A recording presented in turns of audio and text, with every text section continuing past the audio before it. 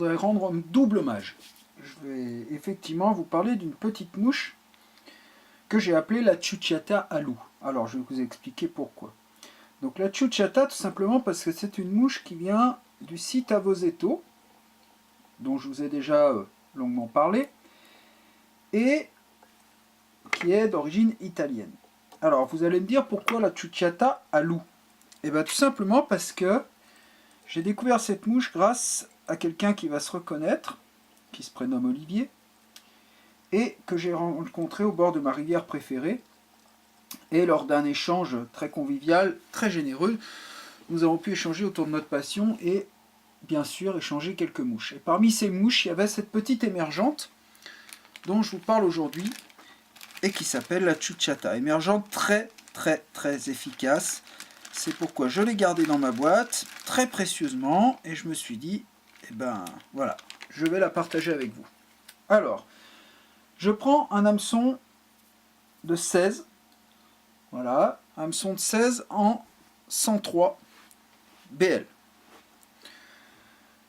Je vais prendre un fil de montage, pour ma part marron. Donc je vous le dis, je le monte un petit peu à ma façon, encore une fois, c'est une adaptation du chalet du Titi.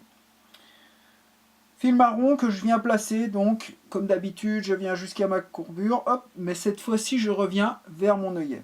Arrivé à mon œillet, je vais prendre une plume de CDC, ocre. Je vais mesurer, vous voyez, quand je regroupe toutes mes fibres vers l'avant, comme ceci, je vais mesurer pour que ça me fasse en fait un toit, vous voyez, sur le dessus, comme ceci. Je vais inverser ma plume et je vais venir fixer sur le devant, comme ceci, en faisant attention qu'elle reste bien dessus. Voilà. Je fixe solidement, je coupe l'excédent, je vais revenir me positionner au ras de mon œillet. Ensuite, je vais utiliser, alors là vous choisissez, soit du dubbing d'oreille de lièvre, soit du dubbing d'ORC, d'oreille de chevreuil, pardon, soit du mélange, c'est vous qui choisissez. Pour ma part, je voulais remercier une troisième personne, puisque le dubbing que j'utilise aujourd'hui, c'est un dubbing que m'a donné Roman, qui est un haut savoyard fort sympathique que j'ai rencontré lors d'un salon et qui m'a fait partager, pareil, sa passion et son dubbing. Voilà, donc je rappelle, hein, vous utilisez, vous choisissez le dubbing que vous voulez utiliser. Je vais venir faire une épaisseur sur, alors regardez bien, je n'utilise qu'un tiers avant de mon hameçon, d'accord, afin de faire un thorax. Je reviens me positionner au ras de mon œillet. Je rabats simplement, vous voyez, en prenant toutes mes fibres, je remonte, je vais rabattre comme ceci, en capot, en fait, sur le dessus, comme si je voulais faire une carapace.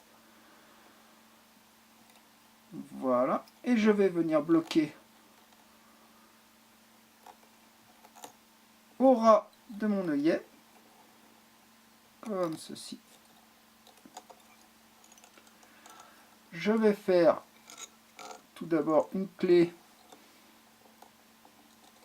pour bloquer mon encens. Voilà. Je vais faire un nœud final pour être sûr.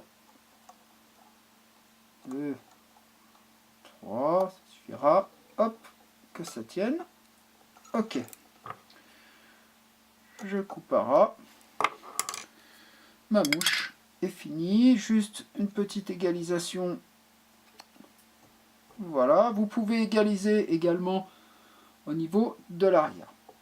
vous voyez que cette mouche, très simple à monter. Vous pouvez, comme à mon habitude, un petit coup de scratch pour mettre toutes les fibres correctement en position dessous pour qu'elles nagent bien. Encore une fois, ce ne sont que des finitions.